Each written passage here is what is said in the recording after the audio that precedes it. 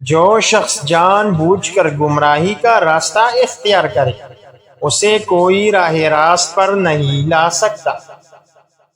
جب کوئی آدمی کسی دوسرے آدمی کے عیب کی تلاش میں رہتا ہے تو ایک وقت آتا ہے کہ اسے اس کا کوئی نہ کوئی عیب مل ہی جاتا ہے۔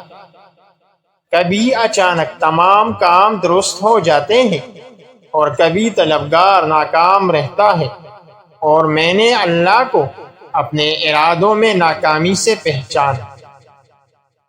جب کسی شخص کا علم اس کی عقل سے زیادہ ہو جاتا ہے تو وہ علم اس کے لیے وبال جان بن جاتا ہے۔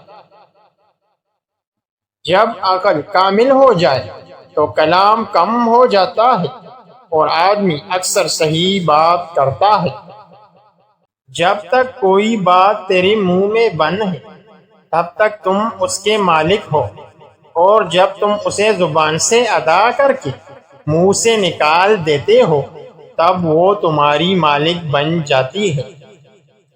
شریف کی پہچان یہ ہے کہ جب کوئی اس کے ساتھ سختی کرتا ہے تو وہ سخت ہو جاتا ہے، اور جب کوئی اس کے ساتھ نرمی سے بات کرے تو وہ نرمی سے جواب دیتا ہے۔